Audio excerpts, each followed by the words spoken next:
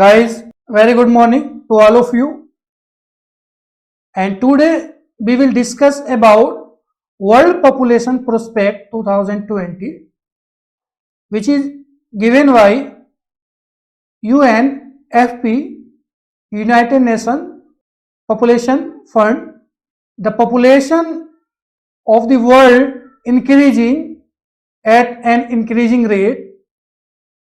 The population of the world became 8 billion on November 15, 2020. कितना हो गया 8 बिलियन. अगर हम देखें दिस द 8 बिलियन ऑन 15 नवंबर 2020. और अगर हम देखें तो 1800 तक यानी कि 18th सेंचुरी तक जो पॉपुलेशन था हमारा वो 1 बिलियन से भी कम था. कितना था? It is less than 1 billion. क्या था? It was less than 1 billion in around 18th century and it took 100 years. कितना? 100 साल लगा 2 बिलियन होने में. कितना? 2 बिलियन होने में 1 बिलियन से 2 बिलियन होने में कितना लगा इसको? 100 साल लगा. वर्ल्ड पॉपुलेशन प्रोस्पेक्ट्स के हिसाब से जो यूएनओ के द्वारा दिया गया है on 11 July 2020, the global population could grow to around 8.5 billion. कितना हो जाएगी? 8.5 billion in 2030 and 9 billion around 2037 and 9.7 billion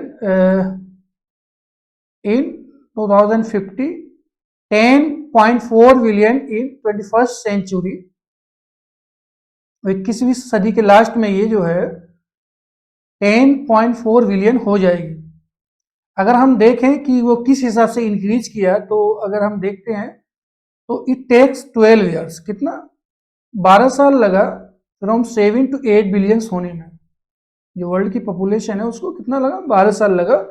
approximately same the time as from 6 to 7 billion होने में जितना टाइम लगा उतना ही 7 to 8 बिलियन होने में लगा. लेकिन अभी जो बर्थ रेट में डिक्लाइन हुआ है तो अभी जो प्रोस्पेक्ट्स है वो ये है, एक्सपेक्टेशन है कि जो नेक्स्ट 1 बिलियन जो ऐड होगा वो कितना 15 years यानी कि 15 years लग जाएगा until 2037.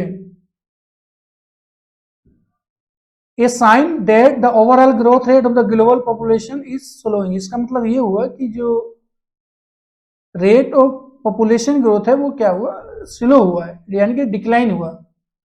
अब ये ऐसा बताया गया है कि जो जितना जो ऐड हुआ है पॉपुलेशन यानी कि फ्रॉम 7 to 8 बिलियंस यानी कि 1 बिलियन जो इंक्रीमेंट हुआ है इन 12 years, so half of that come from the 8 countries. कितना?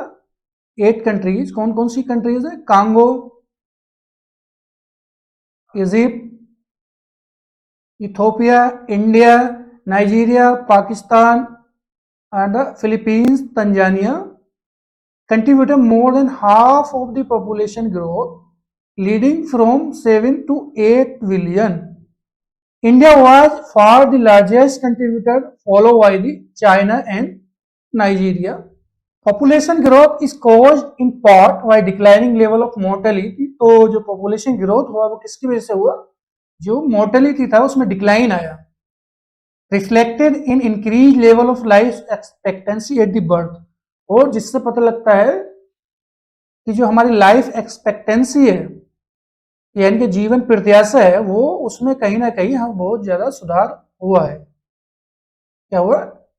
लाइफ एक्सपेक्टेंसी में एक सुधार हुआ है. अगर हम ग्लोबली देखें तो लाइफ एक्सपेक्टेंसी कितना? 72 years इन 2019. जो लाइफ एक्सपेक्टेंसी था वो कितना था? 72.8 years था इन 2019 में. An increase of almost 9 years. कितना ये हुआ? 9 years का इंक्रीमेंट हुआ कब से, 1990 से, यानी कि 1990 से इसमें 9 साल का इजाफा हुआ है लाइफ एक्सपेक्टेंसी में. What in 2011 life expectancy 21. for the least developed countries lagged 7 years. यानी कि अगर हम जो लीस्ट डेवलप कंट्रीज हैं उनकी अगर लाइफ एक्सपेक्टेंसी देखें तो वो 7 years लोअर है as compared to the global average. कितना, जो ग्लोबल एवरेज है 72.8 उससे 7 years लोअर है due to high rate of mortality. For India it was 69 years. In 2019 में जो इंडिया का जो लाइफ एक्सपेक्टेंसी रेट था वो 69.7 years था. ठीक, लेकिन अभी जो कोविड के बाद में ये कुछ कम हुआ है. ये ना कि इंडिया का ही बल्कि all countries all over the world faces the reduction in life expectancy due to increase in the rate of mortality. Further reduction in mortality are projected to result in an average longevity of around 77 years. और ये अनुमान लगाया जा रहा है कि 2050 तक जो लाइफ एक्सपेक्टेंसी है, जो जीवन प्रत्याशा है, वो 77 हो जाएगा at the global level. So this is also the sign of improvement in declining of the mortality. Rate of population growth varies significantly across countries and regions. और ये देखा गया है कि जो रेट है पॉपुलेशन ग्रोथ का वो अक्रॉस द कंट्रीज क्या हुआ है, डिफरेंशिएशन है, यानी कि वो अलग अलग हुआ है. कहीं जो कंट्रीज हैं यानी कि लेस डेवलप कंट्रीज हैं उनमें जो पॉपुलेशन ग्रोथ है वो ज़्यादा रहा है, और जो डेवलप कंट्री हैं यानी कि विकसित देश है उनमें जो पॉपुलेशन ग्रोथ है वो कम रहा है. Due to the different region, level and pattern of fertility and mortality vary widely around the world.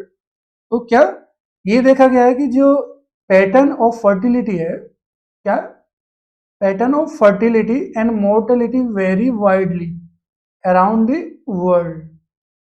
यानी कि जो फर्टिलिटी है उसमें भी जो है वेरिएशंस पाया जाता है all over the world and the reasons of the world. इन सब 2021 में अगर हम देखें fertility levels high enough to sustain quality population growth were found in among all the region of the world.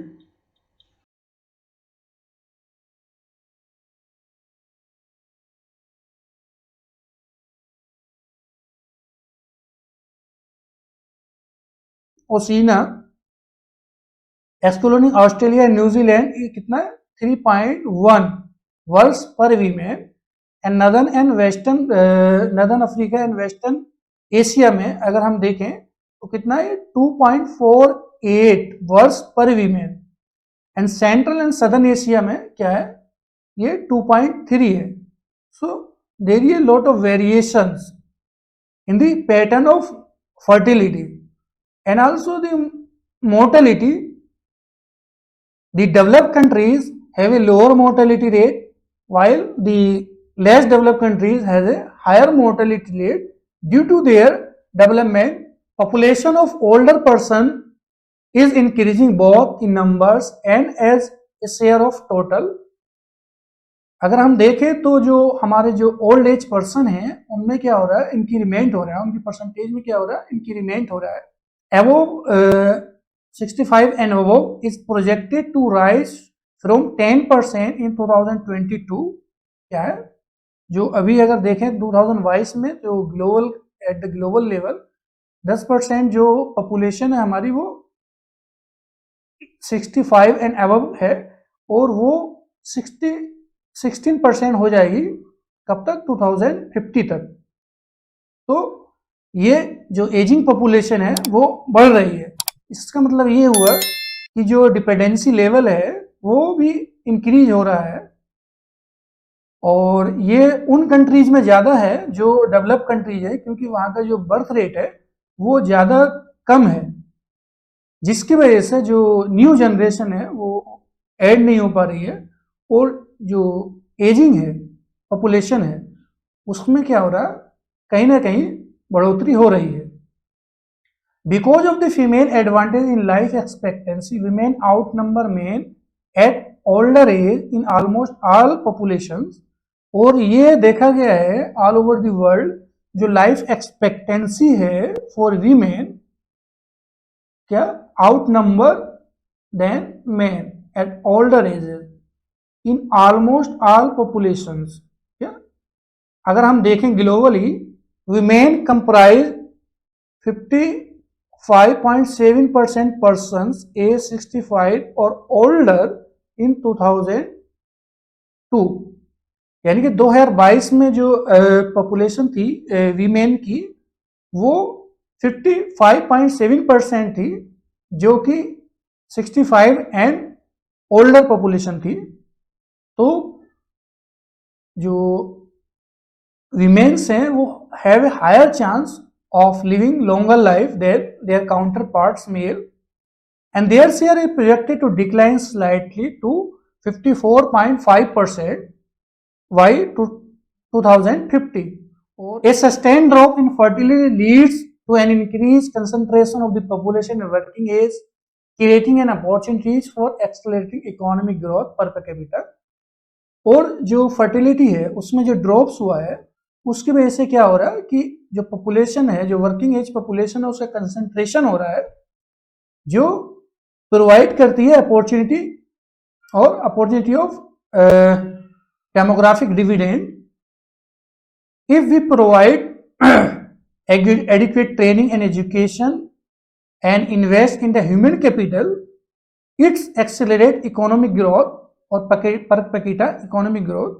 यानी कि अगर हम जो ये पॉपुलेशन है, अगर इसको हम ट्रेनिंग प्रोवाइड करते हैं और एक अच्छी शिक्षा देते हैं, यानी कि टेक्निकल स्किल्स, तो बताया जाता है कि जो इकोनॉमिक ग्रोथ है उसमें काफ़ी तेजी आ सकती है। तो अभी सरकार को क्या करना चाहिए कि जो ह्यूमन कैपिटल है उसमें इन्वेस्ट करना चाहिए, utilize the opportunities of demographic dividend. And next क्या है, more and more countries have begun to experience population decline. और अधिकतर कंट्रीज में ये देखा जा रहा है कि जो पॉपुलेशन है वो कहीं ना कहीं डिक्लाइन हो रहा है। क्या हो रहा है? डिक्लाइन हो रहा है बट उसका जो पेस है डिक्लाइनिंग का वो थोड़ा स्लो है अभी। International migration is having important impact on population trends for some countries. और अगर हम देखें जो माइग्रेशन है, जो उसका ट्रेंड्स है, उसको हम अगर देखें तो क्या है कि जो डेवलप कंट्रीज हैं उनमें पॉपुलेशन की काफ़ी कमी आई है due to the low fertility and low population growth. So there is a migration from least developed countries toward the developed countries. Over the next few decades, migration will be the sole driver. क्या होगा? Sole driver of population growth in high income countries. अगर हम देखें जो high income countries है तो उनमें जो पॉपुलेशन ग्रोथ होगा वो किसकी वजह से ज़्यादा होगा? माइग्रेशन की वजह से ज़्यादा होगा। तो अभी देखा क्या गया है, जो डेवलप कंट्रीज हैं जो उनमें जो ग्रोथ हो रहा है पॉपुलेशन ग्रोथ वो कहीं ज़्यादा है माइग्रेशन की वजह से than fertility. Migration has an impact in the changing the scenario of population in different parts of the world and the different parts of the regions of the world. The COVID-19 pandemic has affected all components of population changes like fertility, mortality and migration. अगर हम देखें तो Covid की वजह से इसमें काफ़ी सारा चेंज आया है। जैसा कि देखा गया, हमने बताया भी जो लाइफ एक्सपेक्टेंसी है उसमें भी जो है कहीं ना कहीं कमी आई है। कोविड का भी एक बहुत बड़ा इम्पैक्ट रहा है इन सब जो कंपोनेंट्स हैं हमारे पॉपुलेशन ग्रोथ के उन पर। अब हम इंडिया को अगर देखें, इंडिया के बारे में जानेंगे, how India is placed in the world scenario. India population stands eight 1.412 billions. कितना? in 2022 compared to China 1.426 billions, ठीक। India is projected to have a population of 1.668 billion. Yeah, 1.668 billion in 2050. Way ahead of China, 1.317 billion by the middle of the century. तो क्या है कि India जो है सरपास कर जाएगा टू दी चाइना इन 2023, जैसा कि प्रोजेक्टेड किया गया है UNFPA द्वारा. According to UNFPA estimates, 68% of the India population is between 15 से 64 ईयर्स के बीच में. कितना जो हमारा 68% पॉपुलेशन है वो अभी जो है वर्किंग एज ग्रुप में है 15 to 64 in 2022. While the people age 65 and above comprise 7% of the population, और जो एज पॉपुलेशन है वो उसका परसेंटेज क्या है, कितना 7%, कितना 7% ऑफ द टोटल पॉपुलेशन.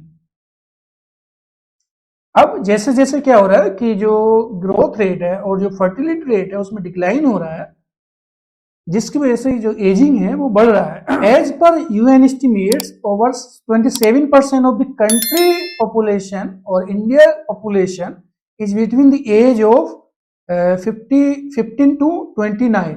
कितना 15 to 29, 27%.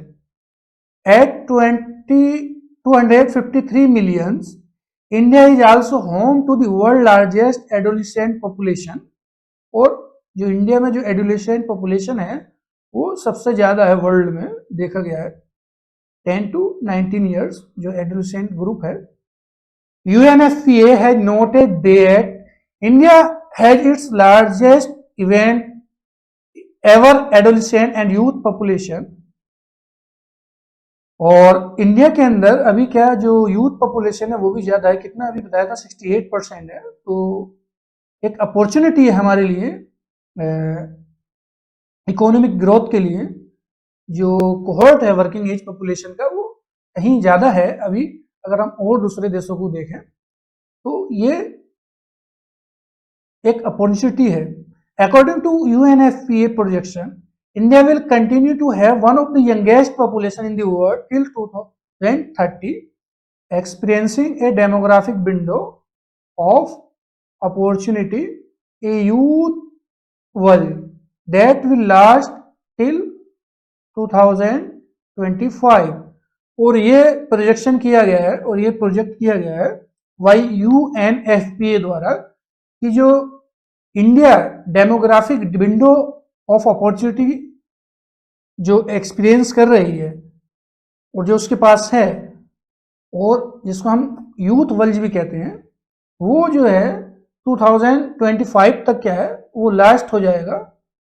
तो अभी ये जरूरी है कि हमको जो वर्क फोर्स है उसको एम्प्लॉयमेंट प्रोवाइड करना, उसकी स्किल को इम्प्रूव करना, ये सब स्टेप्स गवर्नमेंट को लेने चाहिए to harness the opportunity of demographic window. The growth of our population is a testament to humanity achievements.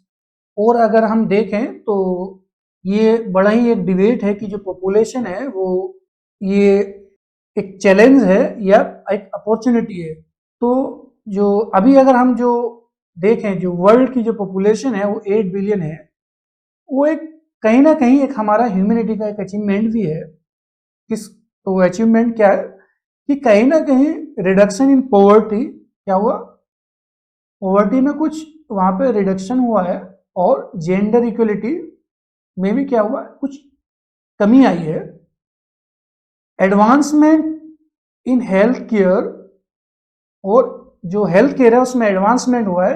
And expanded access to education, और एजुकेशन का भी क्या हुआ, एक्सपेंड हुआ है, जिसकी वजह से कहीं ना कहीं जो है वो मोर्टेलिटी डिक्लाइन हुआ है. These have resulted in more women surviving childhood more children surviving their early years and longer healthier lifespan decade after decade. तो इससे क्या हुआ, जो वुमेन्स है उसका जो सर्वाइविंग है चाइल्ड बर्थ वो ज्यादा हुआ है, और आज अगर हम देखें जो ज्यादा बच्चे जो हैं वो सर्वाइव कर रहे हैं as compared to earlier decades, तो ये भी कहीं ना कहीं एक अचीवमेंट है हमारे अच्छे हेल्थ सिस्टम का और डिफरेंट सोशल प्रोटेक्शन जो प्रोग्राम गवर्नमेंट चला रही है उन सब का। अब क्या चैलेंजेस हैं, जो वर्ल्ड पॉपुलेशन 8 बिलियन को टच किया है, एक माइलस्टोन को टच किया है, तो उसके क्या कुछ चैलेंजेस हैं। तो as our human family grow larger it is also growing more divided. तो ये देखा क्या जा रहा है कि जैसे जैसे हमारा पॉपुलेशन में वृद्धि हो रही है, उसमें इंक्रीमेंट हो रहा है, उसके साथ साथ क्या है, एक जो सोसाइटी है उसमें डिवीजन जो है, जो गैप है हैव्स और हैव्स नॉट्स का बढ़ रहा है। The gap of haves and haves not is increasing at the global level. That is why the world filled with the tensions and mistrust, crisis and conflict. और जिसका क्या result है, और जो लोगों के अंदर tension, mistrust, crisis and conflict का ये सब क्या हो रहा है, देखने को मिल रहा है। And another challenge is combating increasing poverty. और उसका जो नेक्स्ट चैलेंज है वो क्या है कि हमको जो पॉवर्टी है, जो गरीबी है, उसको कैसे हम दूर कर सकते हैं with the increasing number of persons और पीपल और population, and how to reduce under nutrition and mal nutrition. क्योंकि अगर हम देखें अभी भी तो जो लेस डेवलप्ड कंट्रीज हैं including India, we have a higher under nutrition and mal nutrition in all over the world. So this is also a major challenge before the government, how to reduce this kind of problem to harness the working age population.